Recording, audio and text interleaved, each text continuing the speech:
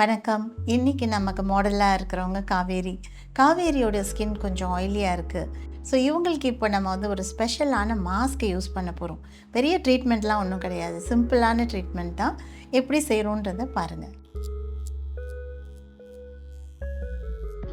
இவங்க ஃபேஸில் நான் ஹை ஃப்ரீக்வன்சி கொடுக்குறேன். இது கொடுக்கும்போது அவங்களுக்கு அந்த ஆயிலினஸ்னால் ஏற்படுற கரும்புள்ளிகள், சின்ன சின்ன ரேஷஸ், அது மட்டும் இல்லாமல் பெருசாக வரக்கூடிய பருக்கள், இது எல்லாத்தையுமே கண்ட்ரோல் பண்ண முடியும்.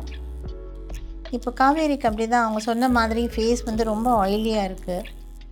அதனால் அவங்களுக்காக இந்த சிகிச்சை செய்கிறோம். அடுத்த ஸ்டெப்பாக நான் யூஸ் பண்ணுறது கிளென்சிங்.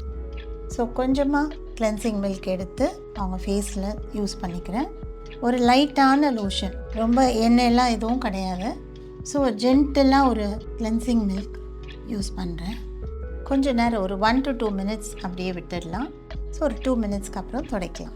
ஃபேஸை நல்லா ஒரு வார்ம் வாட்டரில் நான் வைப் ஆஃப் பண்ணுறேன். ஏன்னா இந்த வெதர் கொஞ்சம் கூலாக இருக்கிறதுனால இப்போ நம்ம வார்ம் வாட்டர் யூஸ் பண்ணுறோம்.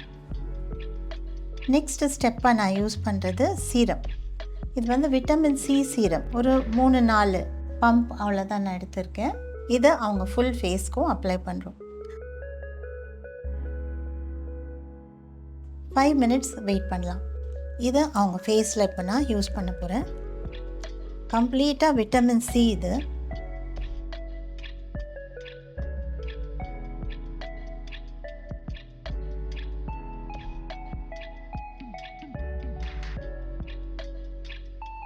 டென் மினிட்ஸ் மினிமம் வெயிட் பண்ணணும். அதுக்கப்புறம் பீல் ஆஃப் பண்ணி பார்க்கலாம். இப்போ டைம் ஆயிடுச்சு. நான் கொஞ்சம் கொஞ்சமாக அதை எடுக்கிறேன்.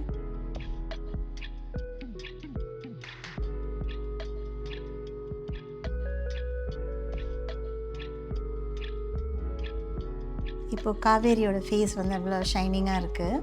கொஞ்சமாக நான் சன்ஸ்க்ரீன் யூஸ் பண்ணியிருக்கேன். ஏன்னா அவங்க வெயிலில் போக போகிறாங்க. அதனால் லைட்டாக சன்ஸ்க்ரீன் போட்டு போகும்போது ஸ்கின் டேன் ஆகாது. இப்போ நம்ம செஞ்ச அந்த ட்ரீட்மெண்ட்டோட எஃபெக்ட் ரொம்ப நாள் இருக்கும். இந்த மாதிரி ப்ராப்ளம் இருக்கிறவங்க கண்டிப்பாக இது மாதிரியான சிகிச்சையை எடுத்துக்கலாம்.